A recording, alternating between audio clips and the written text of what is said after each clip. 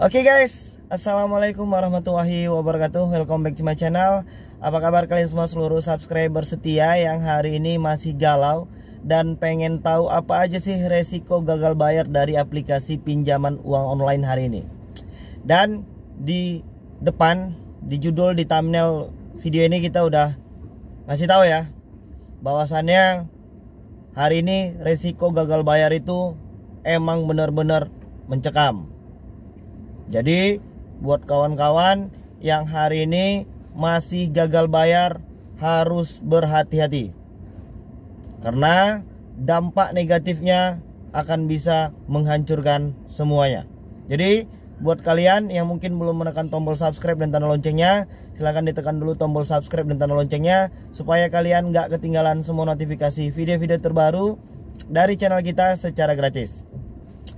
Oke, buat yang hari ini gagal bayar, yang masih kebingungan, panik, depresi, dan tertekan karena intimidasi atau mungkin teror dari aplikasi pinjaman uang online, itu merupakan bagian dari resiko gagal bayar di aplikasi pinjaman uang online.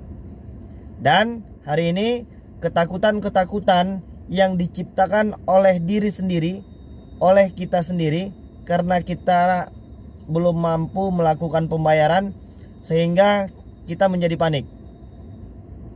Jadi ditambah lagi dengan judul di depan video ini. Hari ini kita pengen ngasih tahu sama kalian beberapa resiko gagal bayar yang mungkin selalu menghantui kawan-kawan semua. Yang pertama itu ketakutan kita adalah tentang debt collector yang datang ke rumah. Untuk per hari ini, debt collector yang datang ke rumah itu hanya 2% atau mungkin 1% dari jumlah keseluruhan aplikasi pinjaman uang online yang hari ini sudah terdaftar di OJK. Jadi per bulan Februari kemarin itu ada 148 aplikasi yang sudah terdaftar dan berizin di OJK. Jadi kalau dipersentasikan hanya 1%, hanya ada 4 aplikasi. Jadi nggak perlu khawatir, nggak perlu takut tentang debt collector yang datang ke rumah. 4 aplikasi ini itu adalah Kredivo, Akulaku, Kredit Pintar, dan Indodana. Nah, mereka ini memang sudah terdaftar di OJK. Jadi ada banyak juga aplikasi saat ini yang sudah terdaftar di OJK tapi tidak punya debt collector lapangan. Ini adalah kegelisahan pertama ketika kita memasuki fase gagal bayar. Yang kedua itu ketakutan kalau debt collector datang ke rumah. Apa yang harus dikhawatirkan ketika memang debt collector itu datang ke rumah? Toh kita sama-sama makan nasi. Toh mereka itu juga sama seperti kita. Kalian itu takut malu kalau mereka itu buat ribut di rumah kalian? Gak mungkin. Bisa rame orang sekampung. Bahkan per hari ini banyak komentar yang ada di video-video kita itu untuk di Kredit Pintar ya, satu lagi tadi aplikasinya untuk di Kredit Pintar, banyak yang udah disamperin juga, tapi dengan bahasa yang baik, sopan, santun, dan mereka tidak memaksa, tidak nyolot-nyolot, gak marah-marah. Jadi kesannya lebih bersahabat kan. Jadi apa yang perlu dikhawatirkan? Terus tentang mau dikumpulin Pak RT, Pak RW, orang sekampung mau dikumpulin nagih hutang kita. Gak perlu resah, gak perlu gelisah.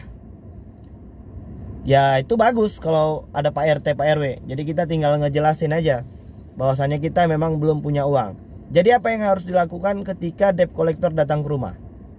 Sementara kita belum punya uang, kita tinggal jelasin aja baik-baik kalau sekarang kita belum punya uang.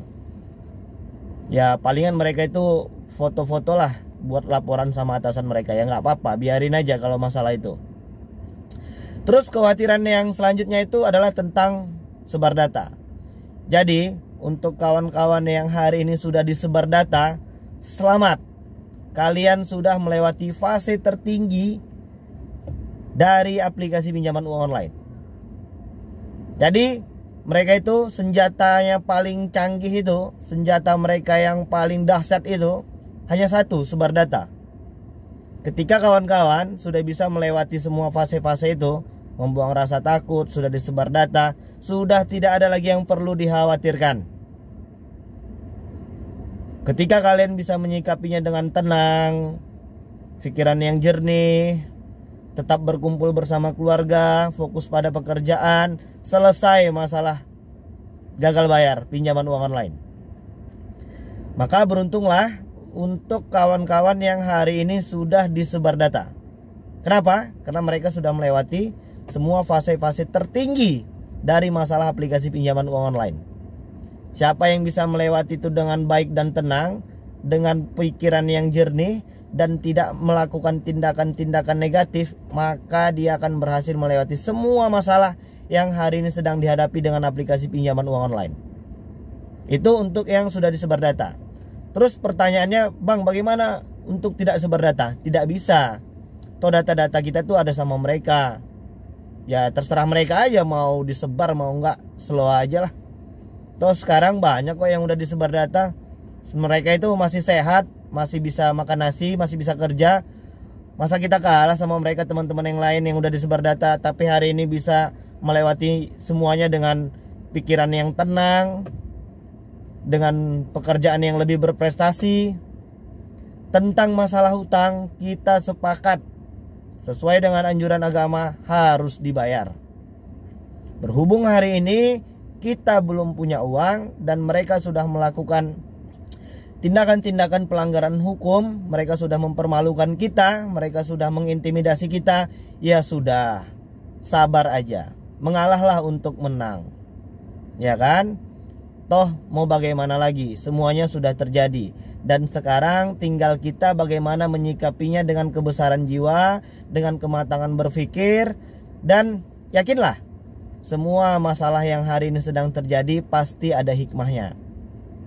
Salah satu hikmah yang mungkin bisa kalian petik dari setiap kejadian ini, tinggalkanlah uang riba, tinggalkanlah meminjam uang yang berbunga. Karena kesengsaraannya bukan hanya cuma di dunia ya. Di akhirat juga nanti itu akan diperhitungkan sebagai dosa kita. Dan dosa berbuat riba itu hampir sama dengan cari sendiri. Jadi harus tenang. Dan beberapa pertanyaan yang sering masuk itu tentang blacklist B-checking. Kita udah bolak-balik bahas tentang B-checking. Dan sekarang orang-orang udah gak khawatir lagi tentang B-checking. Mau B-checking di blacklist, mau whitelist, mau redlist, ya terserah lah. Hari ini yang terpenting bisa buat makan, ngasih jajan buat adik-adik dan anak-anak. Pekerjaan kita bisa serius, gaji kita lumayan, bisa buat makan, bayar kontrakan, bayar listrik, ya udah. Yang terpenting nanti ke depannya itu jangan minjol lagi, bertaubat ya. Gak ada yang perlu dikhawatirkan. Tentang judul yang tadi di depan itu, saya mencoba untuk membalikkan ya pola pikir kawan-kawan hari ini. Kawan-kawan hari ini itu banyak takutnya, ketakutan debt collector datang. Apakah daerah ini aman atau tidak, ada debt collectornya atau tidak. Mau ada, mau enggak, mau datang, mau enggak, ya terserah. Kalau datang dengan baik, ya kita sambut juga dengan rasa kekeluargaan. Ya sediakanlah minimal air putih dingin ya kan, atau mungkin es teh manis ya kan, atau mungkin ya aqua botol lah. Karena mereka juga datangnya kan konsepnya silaturahmi. Tapi kalau mereka datangnya marah-marah gimana bang? Gak mungkin. Dan itu belum pernah terjadi. Dan terus ketakutan kawan-kawan hari ini adalah tentang tindak pidana ya. Apakah kawan-kawan bisa dipenjarakan ketika kawan-kawan tidak membayar hutang? Sama sekali tidak. Apapun ceritanya, hutang yang dipinjam di aplikasi itu, kalaupun mereka perkarakan itu ke jalur hukum, akan tetap jatuh ke perdata, bukan pidana. Dan hari ini banyak isi dari WA mereka itu mengatakan kita akan dibawa ke jalur hukum karena sudah melakukan penipuan, pasal wan prestasi, pasal ini itu segala macam. Mereka sendiri juga kadang-kadang nggak paham tentang itu. Mereka itu debt collectornya, tim penagihannya itu cuma ngirim-ngirim broadcast doang tuh. Nomornya banyak lagi ya. Nggak usah ditanggapin. Dan kerja mereka itu memang seperti itu. Jadi beruntung, makanya tadi di awal gue bilang untuk kawan-kawan yang udah disebar data itu ya beruntung, mereka itu udah melewati fase tertinggi. Jadi nggak ada lagi yang perlu dikhawatirkan.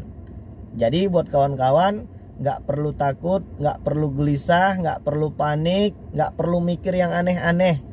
Fokuslah pada pekerjaan, pada keluarga dan kesehatan. Karena hal itu adalah salah satu faktor pendukung untuk kita bisa mengumpulkan rezeki lalu membayar hutang. Untuk yang sudah ada rezekinya silahkan dibayar. Tapi gimana bang, mereka itu udah kurang ajar, mereka udah fitnah kita, udah buat open BO, mereka sudah mempermalukan kita. Kalau kalian bertanya sesuai dengan anjuran agama, tetap dibayar. Hutang tetap dibawa mati. Ya, tapi itu pun kembalilah kepada pribadi masing-masing.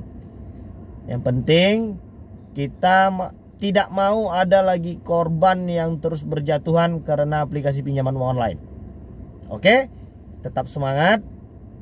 Buang semua rasa takut, berpikiran jernih, buang rasa panik, dan fokuslah pada kesehatan, pekerjaan, dan keluarga. Insya Allah semua masalah ini akan bisa kita atasi. Semua masalah ini akan bisa kita selesaikan dengan baik. Yang penting kalian harus bersabar. Jangan terburu-buru mengambil keputusan dan tindakan yang malah menambah masalah baru. Oke? Jadi mungkin itu dulu yang bisa aku sampaikan. Dan mudah-mudahan video ini bermanfaat untuk kawan-kawan. Jangan lupa untuk menekan tombol subscribe dan tanda loncengnya, supaya kalian gak ketinggalan semua informasi-informasi terbaru dari channel kita secara gratis. Oke guys, mungkin itu dulu. Assalamualaikum warahmatullahi wabarakatuh.